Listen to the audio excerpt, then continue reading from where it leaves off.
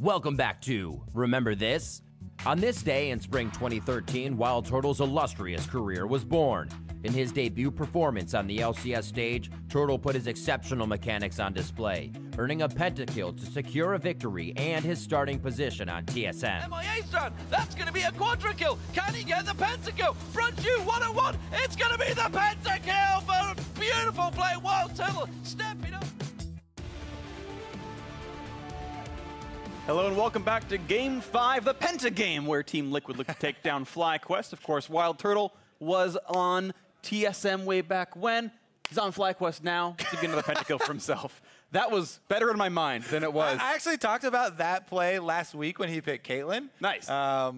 Just because, you know, him making his debut and actually getting that pentakill was such a big moment, because that was a point where everyone was still invested in Chaos. Yeah. And now, yeah, it's been so long that, Yeah. you know, where is Chaos actually? Somewhere I'm else, curious. not on this stage. If Wild you see Turtle him, is. tweet at me with a picture of Chaos. That's fair enough. Let's jump right into it by looking at the starting lineups, though, selecting the blue side because they always win. It's Team Liquid. On the top lane is Impact, their jungler Xmithie, Pobelter in mid, Doublelift in the bot lane alongside Ole at support with their coach Kayn. Doublelift, he's a guy who played against Chaos. Facing them on the red side will be another squad that have people who have as well. It is FlyQuest in the top lane, Flame in the jungle. On the mid lane, Fly, bottom Wild Turtle, support Stunt, and Coach Rapidstar. And talking about Stunt, last week FlyQuest brought him back into the lineup with this starting five. 100% win rate, 2-0.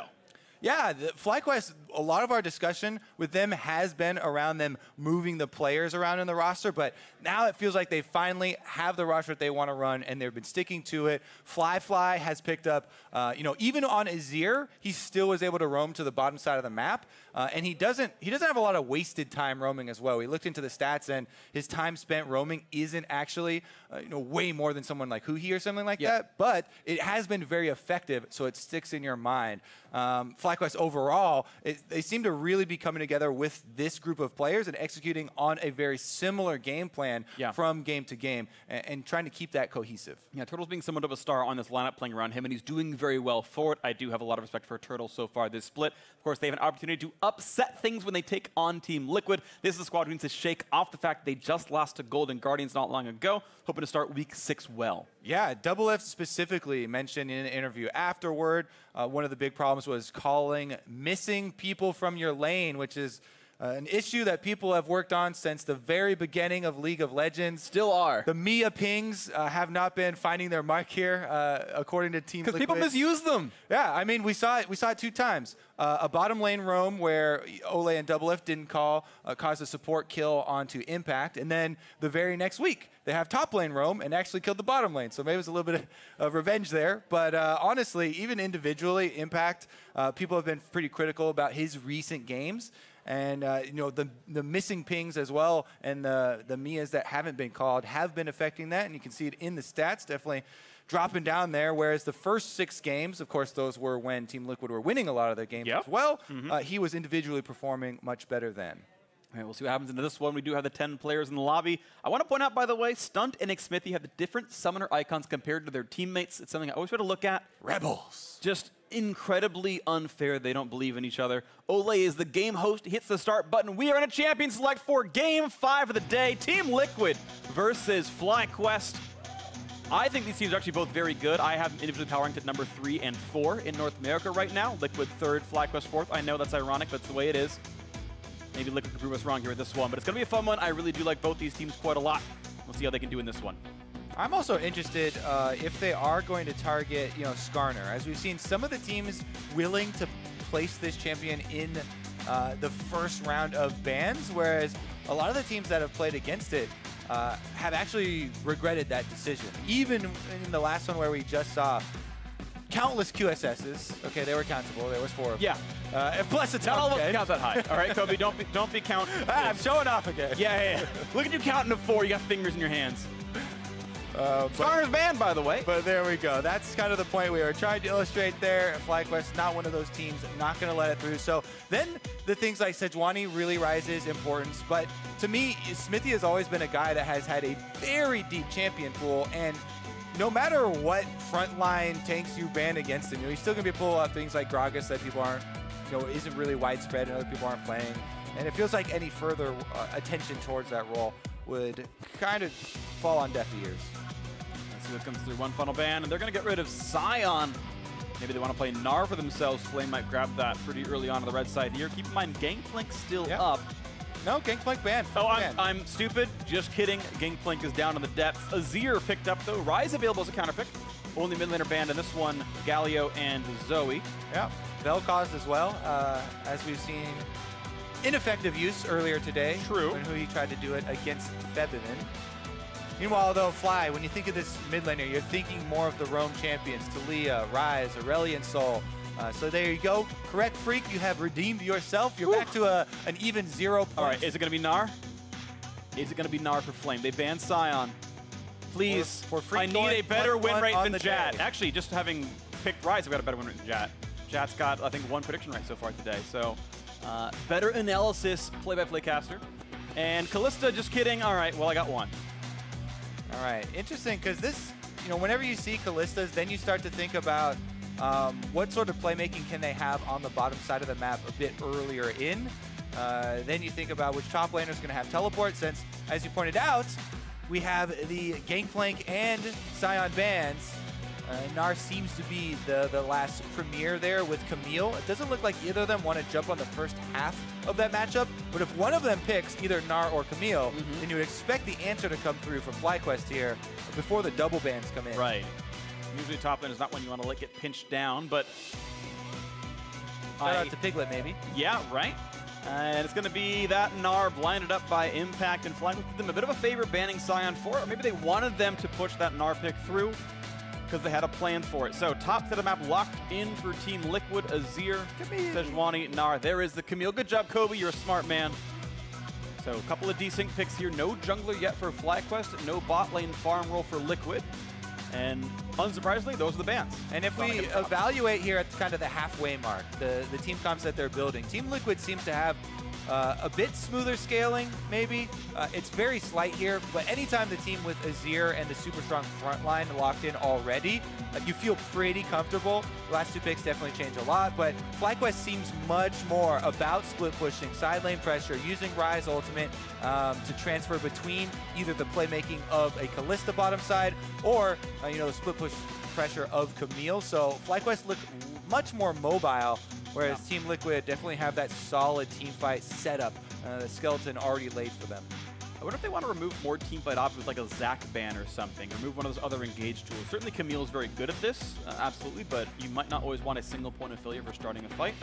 That said, tank supports exist as well, so it's really up to them. What does Kayn think Liquid should ban? And what are they afraid of from Fly? And honestly, Camille by herself, even if you do get to knock people out of the way for a second with Hextech Ultimatum, she's still fairly squishy. You're building Streaming Force, you're building more for side lanes. So if she is your initiation, which right now she is, that's a very risky option. You don't really want to pull off a team fight in that manner. If they wanted to do that, they would have to have some extra support for her engage or a more primary form.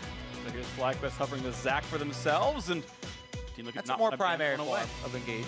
Yeah, exactly. So they get the primary engage. I do respect the Ornn ban. I think it's actually quite good.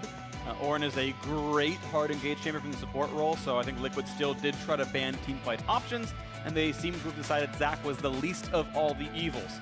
Now Liquid has to lock in their entire team comp. They need a bottom lane, and all they know is they're facing a Kalista down there. They got to pick both their AD carry for Doublelift and Ole's support. Ole's done very well on roaming champions, the Bard, the Thresh, this kind of stuff, and with an Ezreal picked up, it actually allows you to play more safely in the 1v2. It actually unlocks more roaming champions. Might not be his playstyle though. Braum, the current hover, and certainly a great support. Yeah, I definitely agree. Braum has a lot of options for counter engage here, and trying to split up the Zac plus Camille that are going to try and have a similar timing. There's a lot of defensive opportunity here for Team Liquid.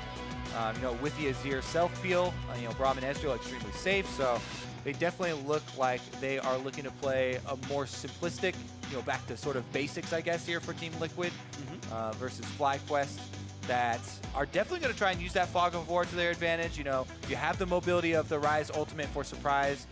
side lane moves. Ooh, as well as a Tahm Kench Abyssal Voyage now. All right. They're getting very, very creative here for FlyQuest. So it looks like if there's any sort of tempo early on, that's going to be the main concern for Team Liquid. They're just looking to wait until they can get that 5-stack, whereas FlyQuest really want to make some mobility opportunities for themselves here, especially with Zac, long-range engage. We've seen Onda perform very well on this champion and trying to create space for themselves.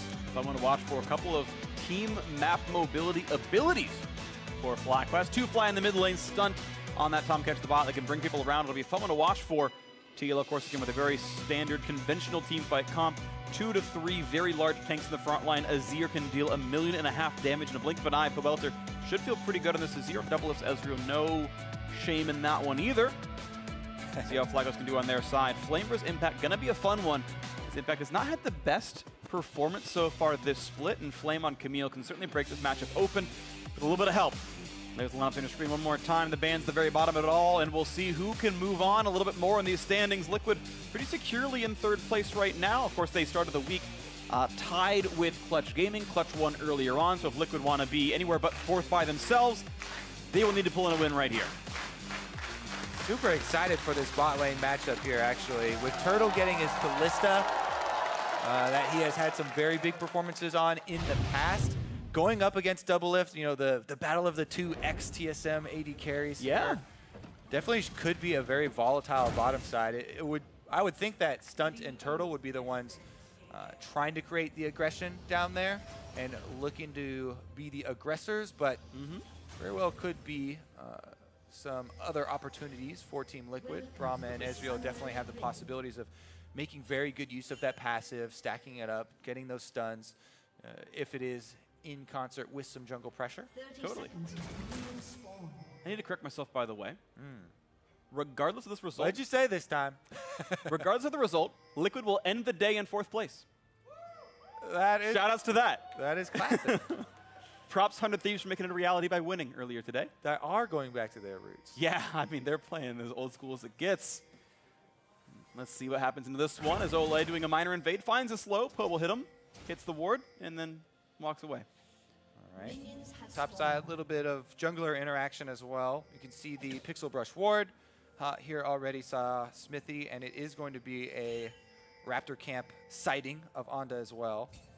Now, one of the things with Zac routes, you can go for super greedy routes with Zac starting on red side, moving over through Raptors into the bottom side, and then do blue and drop at the same time, but that gets you so low.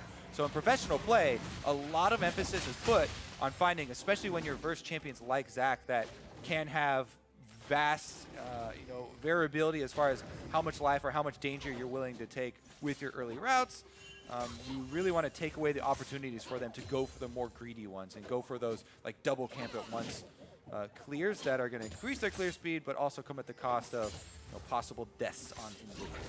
Something interesting to happen right here, by the way. Smithy started Hunter's Talisman, the AoE one. Yep. And I don't believe he started on wards, but I think they did see that Smithy had Talisman. So they actually had pinged him on Raptors, knowing it would be a second camp.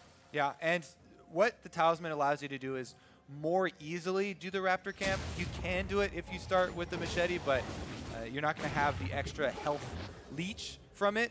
And he was expecting to go for an invade on Zac, like we kind of talked about earlier. A lot of teams we've seen not punish Zac early on in the game, but he went for an invade here, has gone to the bottom side, stealing away blue right now after just the red and Raptor start. And he was more healthy because of that Talisman start. Yeah. He was able to get the leech with. It does slow down your clear, especially if the solo camps, but it's not too significant. And he obviously wants to get this Zac behind so that there's not a lot of early pressure. Yeah. Meanwhile, though, Onda has gone for the full topside clear, so maybe tries to influence Impact, who's standing very far back. Absolutely the case right now. So similar amounts of camps killed, but the problem is 2 of them were stolen away. Xmithie took 2 of Onda's camps. Onda now heading through the top side himself, so he might get something back, but he will meet Xmithie in there. Yeah, Xmithie already immediately going to this top quadrant because he knows that would be where Onda would want to answer. So even though Onda makes the move and gets the plant, Xmithie has secured his steal of the camps, and there will be very little recourse for Onda. You can see can't go for a gank because Impact is playing safely. They have vision of him since he popped the Scryo's Bloom, and that, my friends, is how you get an early jungle lead at the pro level against a weaker early game jungle champion. And even though it's very small, and as you're saying, it's not showing up in the CS or whatever, it's about the reduced options for him. Camp 6.5 minutes to respawn, so there's actually nothing to kill except the bottom river Scuttle Crab for Onda. Goes back, gets his green smite. The second to last one he will ever buy in League of Legends. Woohoo! Most of us are happy about that. I mean, I think it's a good change. a lot of people never bought it anyways if you're talking about solo. We're talking about solo queue, exactly. Everyone's like, what? It changed? I buy Red Smite every time anyway. Yeah, I was talking with Medius about that on the NELCS Lounge stream, where I'm like, how does it feel playing an 8.4 in solo queue? It's like, well, the game's not any different. You don't buy it in solo queue. So anyway, this is the game we're playing here, competitive with wards and everything. I'm actually curious. Did they drop any bombs on the lounge stream? What was the single best comment that you had from either of those two? Oh man, I got. Oh, they called Dirksen overrated. Ooh. Yeah. And Double came by and said Sneaky was underrated in lane, I believe. So that was good. So who knows what to believe? All right, I'm gonna have to go take a look at the VODs because currently, Topside Flame is really controlling the push in this topside. Impact is still CSing fine, and he should be able to get these no problem with Gnar under turret anyways, but they have had the push constantly up here from Flame on Camille, using that comment, the classic here versus Gnar, to be able to land leg sweeps with the comment damage coming through afterwards is why we see that so often, going for those trades. Yeah, if you get the slow on the sweep, it pretty much guarantees the comment lands, so you do get extra burst out of that one. A little bit of extra poke. 100 gold advantage to Team Liquid so far. A lot of that's going to be better camps being killed by the jungler. Scuttles count as worth 4 CS, even though Raptor's worth more gold. Yeah, very misleading because Scuttles also are way less experienced than any of the small camps. And experience early on in the game is so incredibly important. Rushing to your level 6 in a meta where almost all junglers are these tank junglers with crowd control ultimates. Speaking of crowd control ultimates, or well, without ultimates, but still, Stunt chomps up Turtle and goes, we're fine, guys. Yeah. With his first gank, turns into a couple of points of mana and a couple 100 HP burn, and that's it. So I don't really get too scared or invested in early ganks down bottom towards a Tom Kench lane. Yeah, it's almost never going to work. And in this case, it did not. And now Smithy goes back to his jungle and gets spotted by 3 wards and then recalls. Yeah. There is a lot of deep vision here for FlyQuest in the red quadrant. And Smithy, another early thing that I should point out, for pro junglers especially, counting the wards that your enemy jungler has in their Tracker's Knife. This is not going to be useful at all anymore because it's literally removed from the game after this.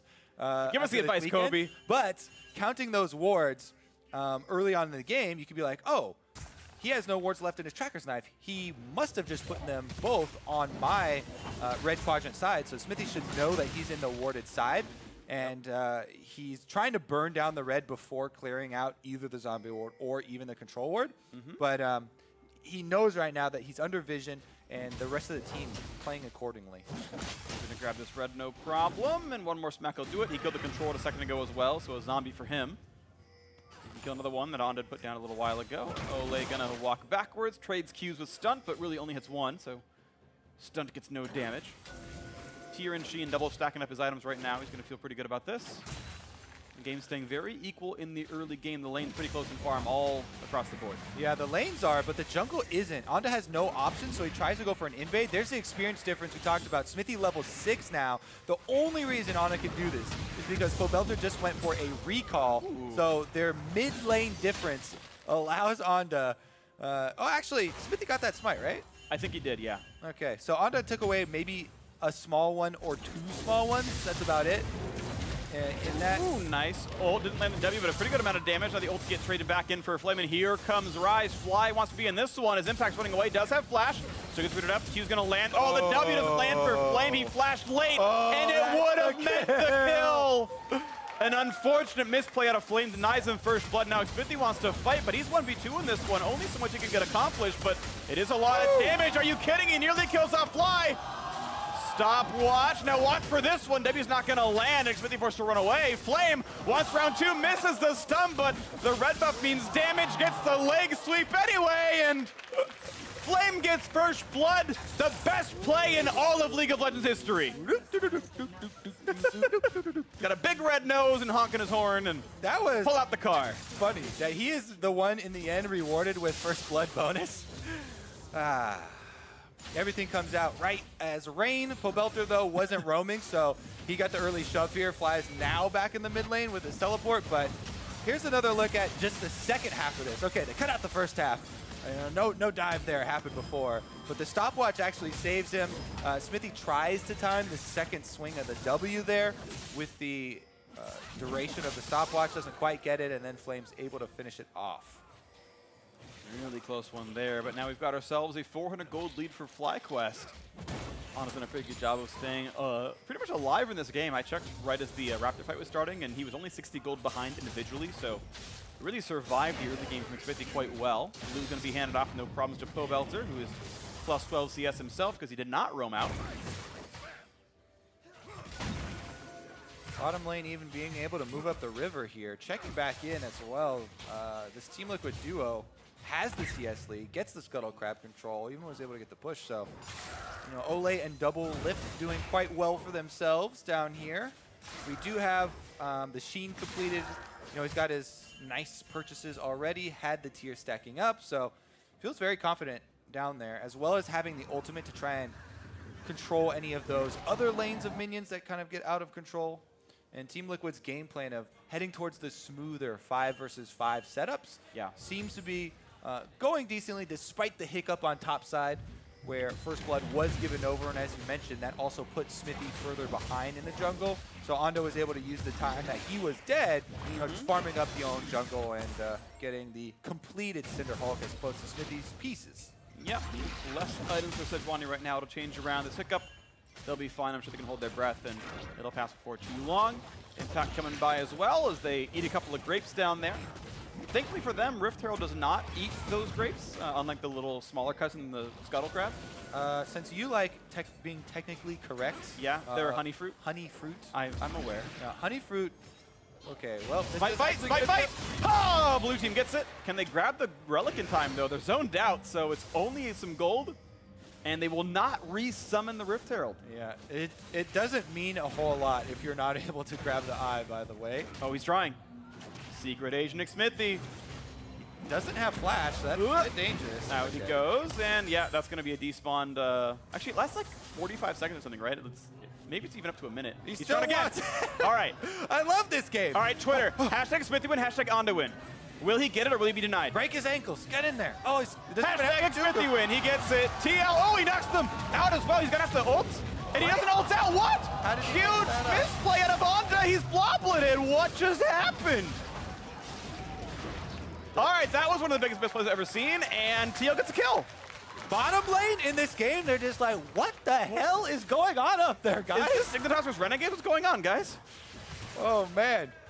All right, well, let's return to the scene of the crime in the replay here. Onda trying to play defense. Oh, and then he sees top laner has backed off because you can see on the mini-map going for the minion wave there. Then, if you full channel the ultimate, then you can't be interrupted, and you will get out. So I think he just stopped the ultimate channel a little bit early there. Yeah. Because he didn't actually want to take anyone over with him. So maybe he wanted to finish it while no one was on the ultimate. Right, because if he brought Xmithie over with him, then the chase would continue, and maybe, regardless, that outcome was the worst outcome. Yes, it was. On screen, where they gave up the Rift Herald eyeball plus died, and no longer have the Zac passive. All right, well. Fight's been happening. Liquid are now once again in the lead. 300 gold plus the Herald on Xmithie. Let's see what comes in next. Meanwhile, on the bot lane, 11 CS lead for Doublelift, not the worst. Farming really nicely. Turtle, of course, very close behind, as they've both got about 10 CS per minute. Actually, more than that. Kleptomancy means 400 bonus gold for Doublelift. Puts the Trinket Ward over the wall, make sure he's not going to get ganked, and just get some nice safe farm. Nice safe farm. Bottom lane in this game is so calm compared to the rest of the map. The constant plays we're having up there. Once again, we're going to have a jungler sighting here. Xmithie has a red buff, so Onda's going to have to run right out of there. Not to mention both solo laners for Team Liquid were pushing up. So that was a risky invade, but being Zac and using the Blast Cone there, he was able to get his mission complete. There's deep vision now in the jungle. Fly! Oh, he catches them despite the flash action. The back end of it tagged him. One more hit's going to be a stun. He's trying to ult away, and now he can't get out because Sedge stunned him. No escape route left for Fly, and he's grounded. Second kill in for Liquid. Pobelter with the all-in onto Fly there, starting it out with the Azir sec.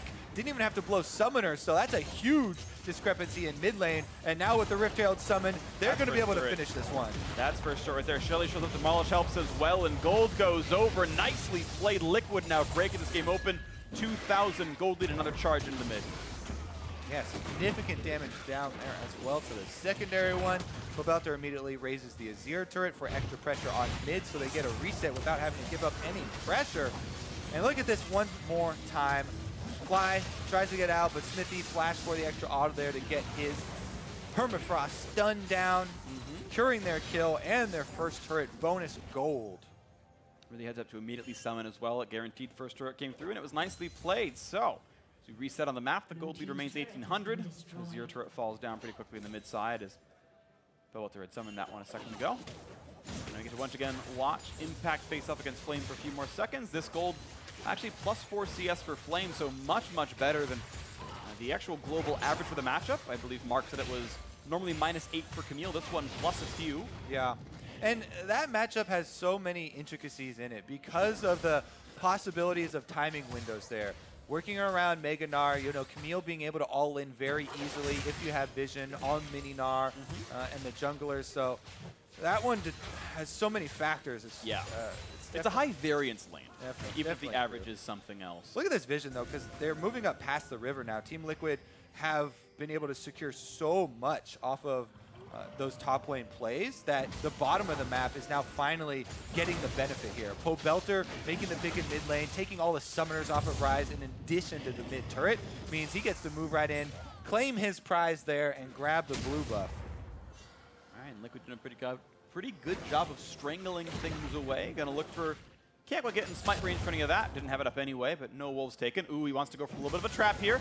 Lands some slows, gets the Q again, knocks him out of it, gets a stun as well. And no follow-up damage coming through. Has to respect the fact the rest of the team could come around. Tahm Kench, of course, nothing to scoff at, as it's yet again another Ignite plus Glacial Augment. Tahm Kench is like the previous game we cast. Of course, bot lane has been fairly uneventful kill-wise, at least so far in the game.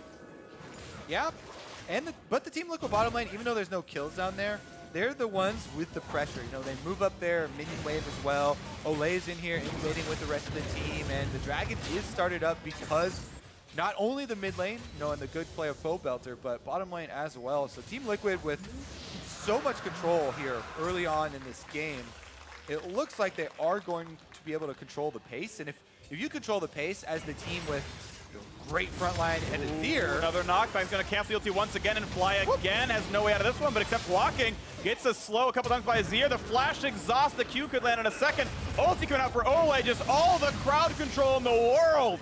And flies down once again. The wings are clipped 3-1 for Liquid. And they continue to be able to push up here. As we talked about in Champ Select, if FlyQuest aren't able to get any early pushes going, any use out of their Abyssal Voyage, Ryze ultimates, traveling to side lanes, Fog of War engages from Onda, then it's going to be hard for them to get back into this game. You know, you can see them scrambling here, but Team Liquid have the opportunity to roam up with multiple people. This was a jungler gank, plus Impact had already pushed his lane. Bottom lane, just fine, leaving Doublelift down there after pushing, so Olay got to join as well, and Fly, even though he had Onda in the area, there's no way he's getting out of a 4-person merge from Team Liquid. Yeah, I really like how Olay played that as well. He saved the ult till he was in the control warded brush, so you could not use the animation as a key to juke sideways. Either way, well played by the squad, and Liquid getting a little bit farther ahead now. 3,000 nearly their gold lead here. Yet to get a second turret. They've got that cloud from earlier. We'll see where the next play ends up being, but slowly but surely they're getting farther and farther ahead in this game. Yeah, Pobelter right now with Nashor's Tooth and both magic penetration items is insanely powerful in this game. He doesn't have his flash right now after that play, but does have a cleanse. And if Team Liquid play around this Azir, then seems like there are gonna be just very few things for FlyQuest to go after. If you are Onda right now and you're trying to get your team back into this, you're looking for an area, you have to try and just even go through lanes, honestly, because you know that the enemy team's been invading your jungle and there are going to be wards there, so you won't have Fog of War to work with. That's what he's trying to do here. The play bot side, there is a Zac coming around. The big knock is going to be there, but gets taken off by stun for a second. Here comes Camille as well, flashing for it. Flames to make the double can go down. They found one, they're going to find two, and the play comes through. 4 of them show up, they get 2 kills. Man, with one of the few options left, he goes right down the lane. They use the teleport. Great job by FlyQuest. Even though they didn't have a lot of options, they're able to make the one they have work down here to get some gold back for themselves. Turret as well getting very, very low. Even though Smithy moves in, I think it's mostly the Azir Mia that's causing them to back off here. Pobelter's the big threat that was heading down mid lane and causes them to back off, so they don't secure the objective afterwards. That's very rough for FlyQuest. They really need that gold to get back in this game. Here's another look though. Onda just walks straight down the lane. Great job by Hing, able to get off the Q there, and the teleport from Flame ensures that they secure both of the kills. A lot of aggression onto the squad, and FlyQuest pull the game back to only a 1,600 deficit. Certainly within reach now in this one. It no longer qualifies, I believe, as quote-unquote major leader deficit. This is now neutral time as far as official stats are concerned. And that will tick up slowly as this one goes through. Liquid is a few weeks ago where the team that was speedrunning everyone, they were nearly killing the Nexus at this point in the game. They have slowed down a little bit in recent history, but still a bit ahead in this one, and they can keep that going forward. We heard on the analyst desk earlier today that they expect Liquid to trend upward and start picking up more and more wins as the season progresses. But playing FlyQuest close, we'll see how the squad does. As they have so far been undefeated with this lineup, sample size of 2, but really do have high hopes for FlyQuest here. All right, well right now they're gonna have to give up this bottom because as you can see, once again, whenever Azir roams, whenever Pobelter pushes the wave and moves into Fog of War, everyone else backs off. They do not want to get into the fight actually, they might actually find some sort of pick here if Onda's not careful. They're clearing out all these control wards though. This feels very bad for FlyQuest. That's going to be an incredibly quickly killed blue buff there. Nice steal for Pobelter. Yeah, they got the bottom turret, they got the wave push, they got another blue buff steal for themselves. Liquid have been generally in control of their jungle. You're seeing about a 2-camp farm lead for Smithy. It's an inexact measure. Lane tactics can change that around a little bit. Meanwhile, Flame's still looking pretty good on his side of the map. +10. It's going to go down less and less, but has had some good roams in this game. Yeah, Pobelter is up 12,000 gold and change over Fly with just the assists, the extra minions, the turret kills that they've gotten, and yeah, 1,200 gold is half of the entire game lead, so that is where most of that lead is. It's going to be Liquid hoping to, as you mentioned before, play around Pobelter and Fly, be wary when he's called missing. Yep, well, last outer turret left standing here is going to be Team Liquid's focus. Double F currently by himself, and they're pinging the vision that they don't have right now for him to keep safe, because they know that one of the only possibilities of them dropping back out of contention of this game is Onda from Fog of War, getting initiation, stuck there with Tahm Kench trying to bring someone else in. But now all members of the team are accounted for. And TP advantage for impact, there is not one for Flame right now. So even though it's the same roles in the same lanes, there is a mismatch of who can join. Makes sense that Fly wouldn't actually go for a big play right there because they certainly couldn't join with any more. And Pobelter has pushed lead on Fly as well, so it seems like both their solos more keen to join the fight if there is one. Liquid looking a little bit aggressive. You can see them fight for these wards, fight for a bit of pressure. Yeah, Team Liquid know that with this teleport advantage, they can force on this top side. Pobelter starts to roam up. Impact continues to push on bottom side. They're forcing FlyQuest to choose between bottom wave moving up to the turret and trying to answer the Team Liquid pressure. You can find them. Fights for those. Nice smite. Onda gets the scuttle. Not scuttle. Big raptor. Same amount of gold, though. This comes in next. Oh, a nice solo kill. Okay, duo kill on the Mountain Drake. Liquid continue to add the non-combat objectives to their inventory. Onda going to look for the play. Actually goes for the knock up there as the Drake goes down, but doesn't find anyone to actually fight over there as we cut over. 2,600 gold still the lead. Liquid doing pretty well on this one. FlyQuest have just never really had quite the stranglehold on a lane to actually knock the turrets all the way down. A lot of these are injured. Bot lane's at 10%. Top lane, I think, is around half right now, but that gold is still waiting to be grabbed. And even with Turtle and co here, doesn't mean much more. But Walter gets the blue buff, walks back to mid. No worries for him. Yeah. As we progress in this game, we're going to keep most of our attention on the lane allocation here for Team Liquid, because FlyQuest are constantly going to be looking for either Abyssal Voyage to help out one of the split pushers like Camille or Ryze, or a Zac engage from some sort of Fog of War that they're able to carve out with Vision Denial. Currently, Team Liquid have decent vision up in this top quadrant, so they've been tracking Zac, and it's making the counterplay fairly difficult for FlyQuest to come up with.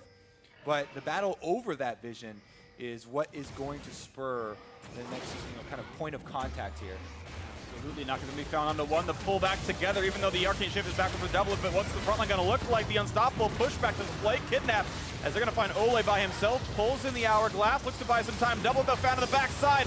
Pope shows up for one, but already one of his teammates is dead. 5v4 in this fight. They're going to look for a little bit more. On to low, almost bloblets, but stays alive. Impact going to lose his life. Makes that a 2-for-0 so far. And the chase continues. Ole over the wall. One more shuttle to him, and Wild Turtle takes him out. A 3-for-0 favor of FlyQuest. And Team Liquid fighting over that vision. FlyQuest use it for the engage. They get the kill so quickly. Impact never transforms onto very low there on Zac, and he's going to have to run his little legs right back to the fountain. Whee! Zac's going to run away, and it's going to be okay. Yeah, it's going to heal off the gets a little bit crowds, deeper over actually. time, and they'll be fine. Mid lane, sure, going to take a bit more damage. Demolish, so it's going to walk in to get that one. Takes it down. This could be the turret going. It's been a few more seconds. This one, 500 HP or so left on that. The attack's coming through for Fly, kind of ignoring Pope's damage output. Gets a lock of shield. There we go. It burns down to a red buff, and he was, I believe, in range for local gold. A little bit more richness there. FlyQuest bringing the game right back in. And again, we talk about how important the vision is versus this team. They have the Zac, they get the initiation, stun him up. Stunt is able to get the Devour and then the Kidnap right after from Onda. Even though Ole has stopwatch available and Pobelter tries to roam up, it's a little bit too late. The damage from Wild Turtle, especially here on this Kalista, cares so much for themselves. They kill off Impact before he can transform to Mega, and they get a very, very big opening right back into this game. That's just what FlyQuest needed. Yeah, small heartbreak for Doubleth as well. Arcane Shift completed just after the ulti landed from Camille. It would have pulled the cage another 5 minutes down to the bottom left, and that would have let Walter save him, but he had nowhere to go. Now the attempt for a Baron, a nice knockback, but Zac can still come in. The smite is going to come in for Xmithie, secures the Baron. They're going to get that kill on the Onda. No point in saving the Bloblets. He will die after the fact. Kill credit goes through to Xmithie. He deserves that one for the better smite. Oh my goodness, so close right there. Onda able to get in with the unstoppable ultimate. Yeah, that was sick. And tries the 50-50, but Xmithie, veteran fingers, too good there. Able to secure that one. And that's such a big game changer for Team Liquid. After getting killed like that up on the top side, to return to Baron and instantly burn that one down for a 50-50, now they've got the rewards. They can try and push and get some extra gold from the secondary turrets. Let's take another look here, because this is straight up Smite v Smite, 50-50. It gets into range down here, 728. And Xmithie's able to finish it off there. He also had his W going, so combos the damage. Very well done. And now let's see if they can get these turrets down in the siege, because they still have to worry about the Zac engage. FlyQuest, you can see here, they're trying to get some areas for Onda to work with, and another surprise attack going. I'm pretty sure during that fight, Xmithie was level 13 to Onda's 12. Onda's Smite right now does 720. Literally unsmiteable, and Xmithie's, I think, at like 750 or whatever. That was perfect then, because that's a little bit of luck for your teammates to hit it exactly to that range. But here we go. Another fight comes in on the front line, looks for the big ulti across this one. A big stun and a Wild Turtle can't fight for a little while. Pobelter gets a knockback, but doesn't get much for it. Now Flame running away on the top side, gets away with it. Now on the bottom side again, the chase down towards Wild Turtle, finds some alone time, will knock down Ole with the Rune King. The Slight comes through, gets that kill. They're going to trade back with Fly, though the Rise is dead. 4v4s are forced to run away as Flame cannot be in this fight. He's got to recall back, and Stunt going to lose his life as well. +1, it turns out. Team Liquid go 2-1 in that fight. That turret's going to fall. Yeah, since they have Baron, they can keep on going as well. 36 seconds left on Rise and 1 second left on Stunt here, so Team Liquid should be able to finish this one up and grab the inhibitor for their troubles. Really nicely done. That team fight right away off the Baron. They were not cut out by much of anything, and with the inhibitor down, 28 minutes in, they are in an incredible place right now, Team Liquid. Yeah, it has been a scrappy one with some back and forth here. a couple of good counter moves, but in the end, Team Liquid walking it inside the base, and bottom inhibitor is very, very big for them. Take another look at the engage, because this is the mobility we were talking about. Rise gets into the backside, they flank, but then they lose focus here. Pobelter and Doublelift are defending themselves up on that top side, and they're able to join with the rest of the team here to finish off Fly and the kind of disjointed FlyQuest team. Whereas Wild Turtle did secure the kill onto Ole, but that was the straggler, the one that was cut off from the rest of the pack, and just the support kill meant they weren't able to hold after that. And I respect the attempt to go for the fight by Fly, but the reinforcements were there, and it meant more. The base fell away, and now Flame forced to run, but he's slowed by that frozen mallet. Look at him try to run away with those little metal legs, not going to mean much. Nice snipe comes through for Doublelift. He is so alone and jumps away, buys some time. Mega Narc comes in, finds the big stun against the wall. They picked up one, they're going to find a second onto Unstoppable, not for long. Wild Turtle going to lose his life as well. Doublelift wins that duel 1v1. A fourth coming through as well. FlyQuest just losing control of their composure. Cut outside their base. Yeah, and that's going to be a teleport down to the bottom side here. It looks like they are going to try and run it in very quickly. Let me see those minions. They've got multiple supers, and with the Baron buff, that could be the end of the game if they just push on this wave. 20 seconds of the respawn. This could be the end of Saturday as they push the minions towards the Nexus turrets. Fly alone, and Rise is not the sickest at wave clear when people are ready to defend him. So here comes turret number one. Plenty of damage coming through. That one gonna fall shortly. Chain CC, they'll knock him back as well. The shuffle gonna buy him a few more seconds with the Zonias and the arrow. The shield doesn't matter though, and the first kill comes through. The second turret going to fall. A couple of respawns. Here comes Zonda, but is there enough time to stop this team from killing at the turret? The Nexus is falling faster and faster. This could be the game for Liquid. They're gonna turn back to fight the champions. A few more shots come in. That's the game. Liquid improve, and they will once again tie at third and fourth. Whew, definitely some weird shenanigans going on early on in the game, especially up on the top side, but once they slowed it down, Team Liquid, able to pick off a couple of back-to-back fights there and finish it up with the end of day number one here of week 5 with a victory. Yeah, beautiful stuff right there. Hugs and handshakes and everyone over here. There we go. Impact's like, yay, my friends, let's do this. Sorry, Stunt, don't you as well. Yeah, nice things out of these players, and I thought it was a fun game. You're right, it was kind of hectic and back and forth, and there were some missteps, especially some of those early top lane fights, but it did look pretty fun by the end. I think Liquid had a lot of control there. I really did like Xmithie's early jungling. He got 2 extra camps away from his opponent, stole 2 jungle camps in the very first rotation of the jungle, and Liquid, for the most part, had a lot of control on this one.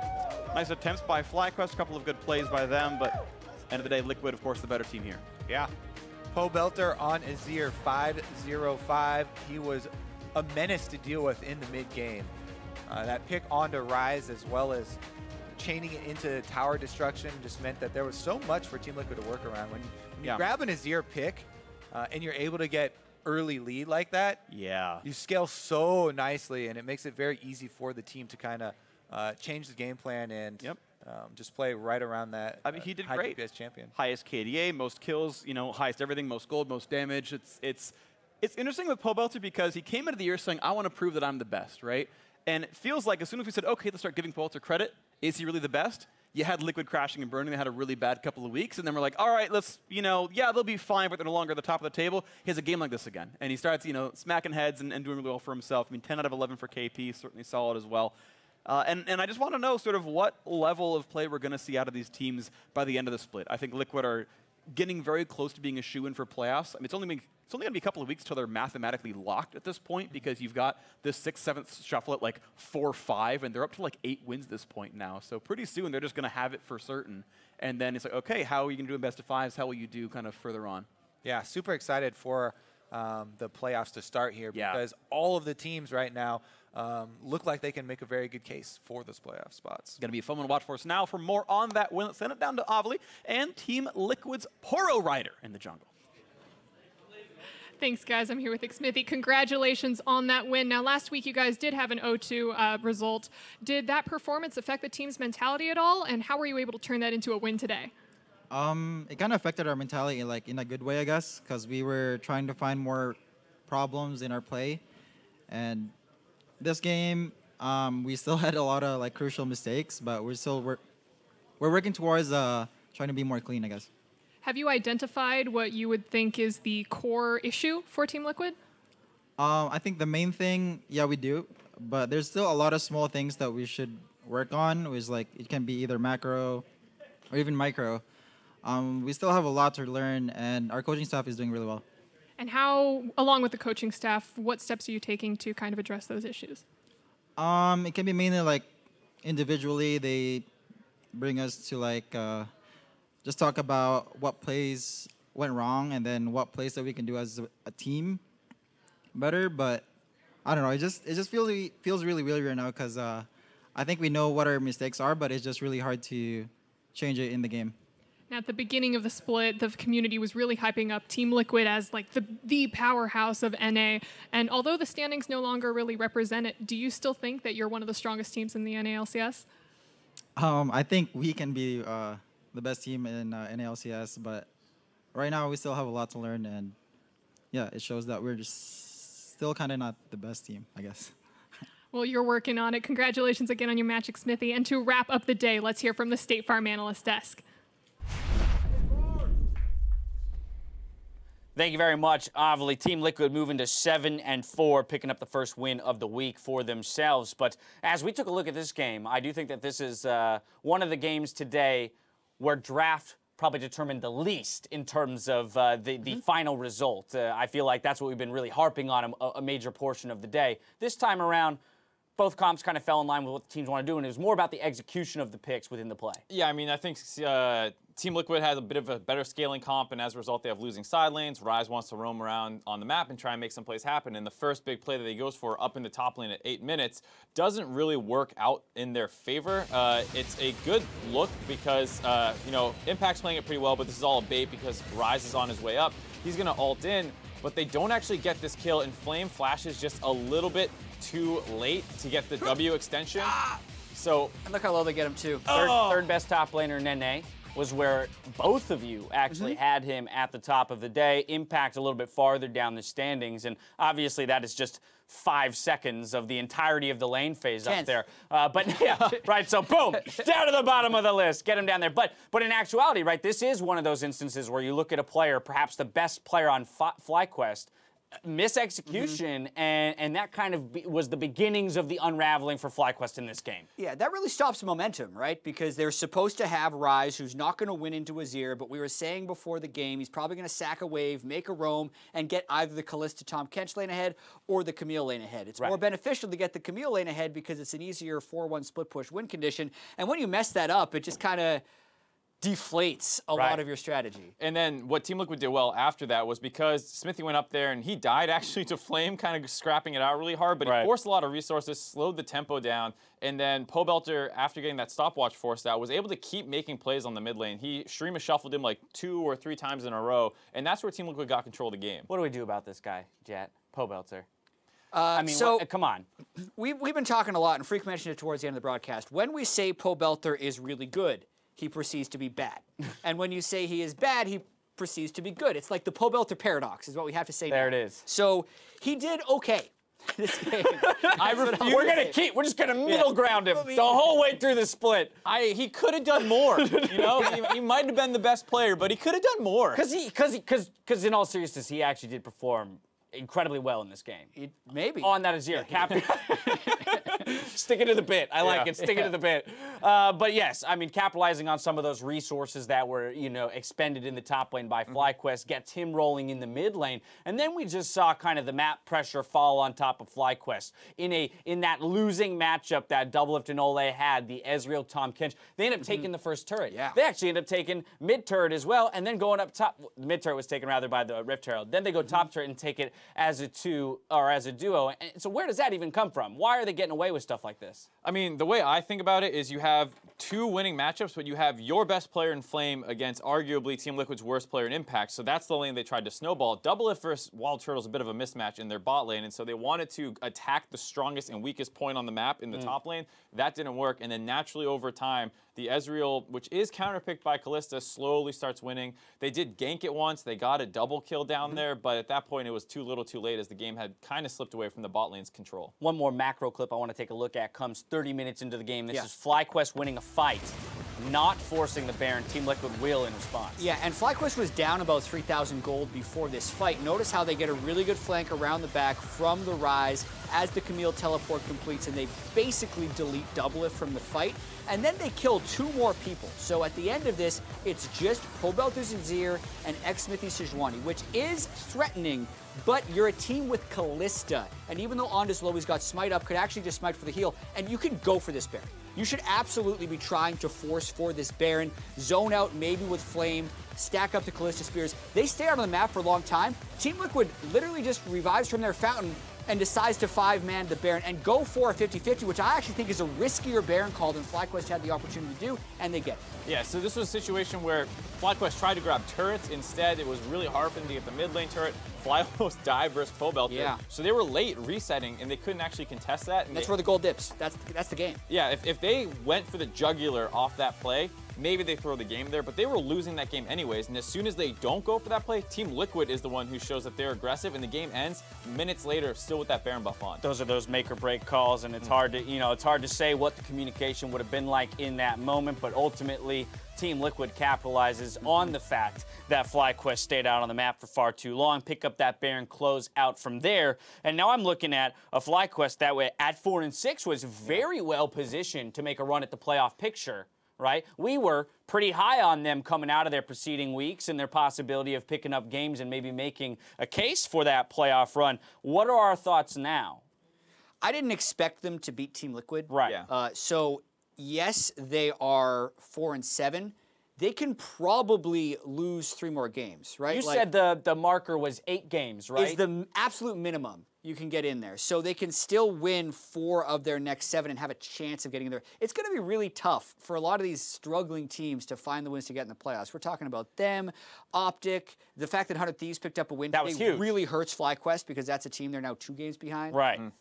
Yeah, it's going to be really hard. I don't think it's out of the ballpark yet. Just looking at their next lineup, you have... They play 100 Thieves tomorrow. That's the game. Yeah, 100 Thieves. TSM hasn't been looking too fantastic. I mean, they did win today, but like we said, that was such a crazy game. It's kind of hard to evaluate. So there are some winnable games, but they do need to clean up their execution a little bit because this was a very even draft situation that they got outplayed. Well, we're talking about it, so let's take a look at what today's games did to the standings. Despite faltering, both Echo Fox and Cloud9 retained first and second place respectively, while Clutch Gaming and Team Liquid hold third at 7-4.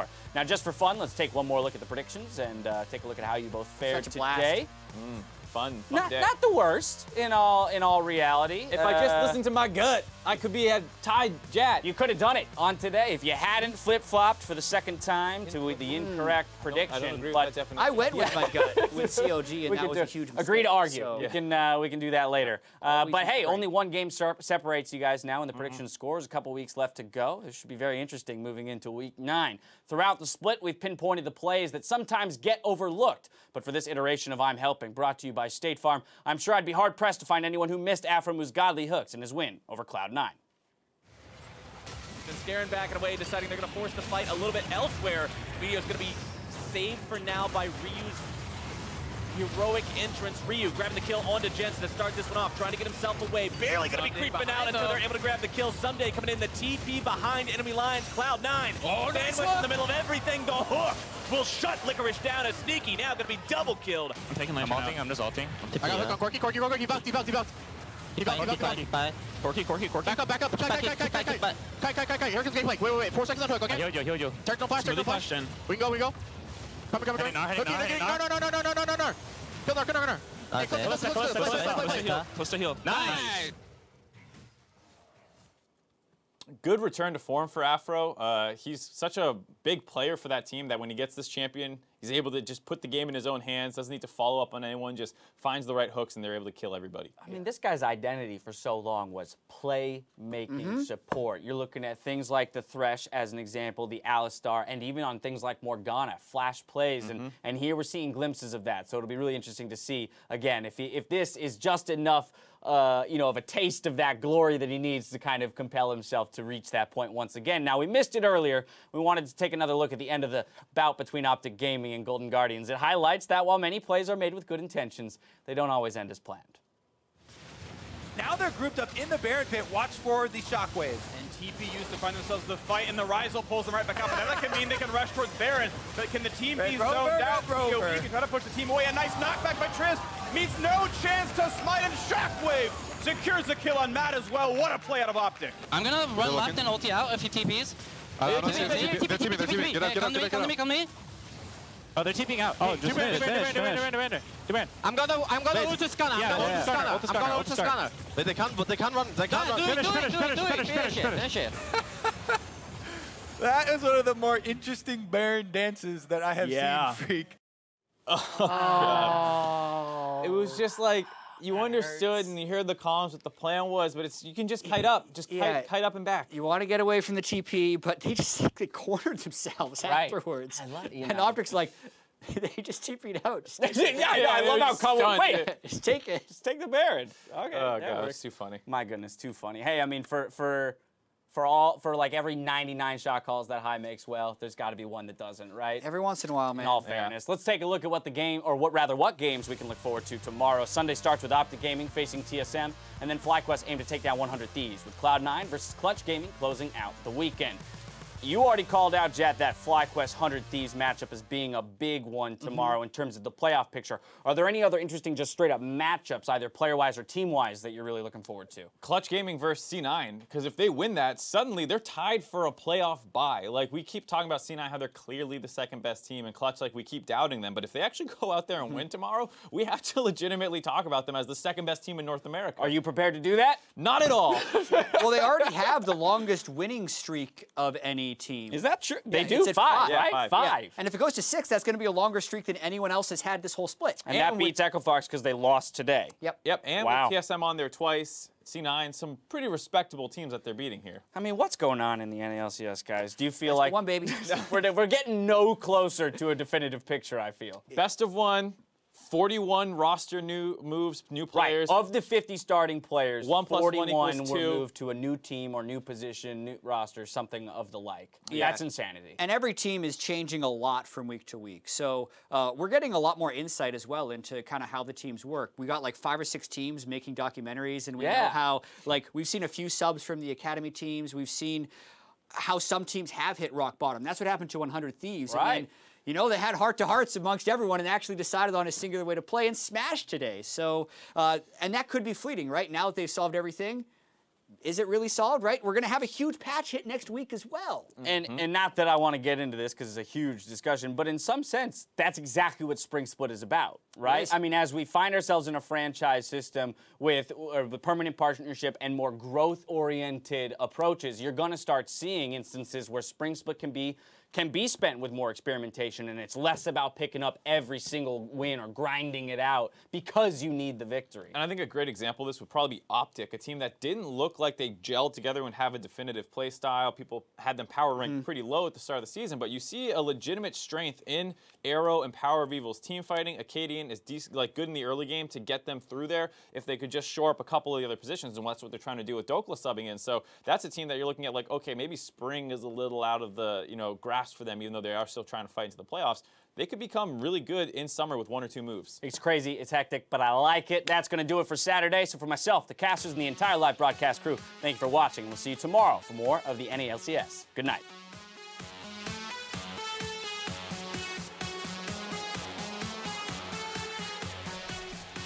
So we'll see, is 100 Thieves on that right path? Can they go competitive here against Cloud9, who is clearly one of the strongest teams in the league? And T9 win condition. Avoid bot lane, first blood. Dumbass bot lane. We cannot beat today. And Scarrett looking to lay down the CC. More damage going to be poured into Smoothie here. One more turret shot will take him down. It's first blood. Over to Sneaky now in the front line as Ryu flashes over the wall. Barely going to be kept alive. A double kill for Tony. Looking to make it 3. And 100 Thieves make a statement here against Cloud9. We can cut it. I'm looking Yeah, he dead. Unstoppable not for long while Tony gonna lose his life as well. Doublelift wins that duel 1v1. A fourth coming through as well. FlyQuest is losing losing control of their composure. Managed to get his way onto 2 airborne. Can they take him down? Yes, better than drop. And CLG has found their fight below. And they see another ulti comes in. And Solo's starting things off. 2 more dead on the side of CLG. EPUs to find themselves the fight, and the Ryzel pulls them right back up. That can mean they can rush towards Baron. But can the team be zoned out? Yo, he can try to push the team away. A nice knockback by Triss. Meets no chance to smite and Shockwave. Yeah, go with the wave, go with the wave. That's pop. I go. And a 34-minute victory coming through the Optic. This one ended quickly, but Echo Fox has lost so many. Huni alone cannot save this fight. He grabs the kill into Mithy. He grabs the kill, now the double into Haunter. It's going to be a heroic entrance. The Resurrect comes through. The Baron's going to be taken low and secured by Dardoch. But TSM is mopping up Echo Fox. Holy shit, I'm Faker. You're Faker. Daddy.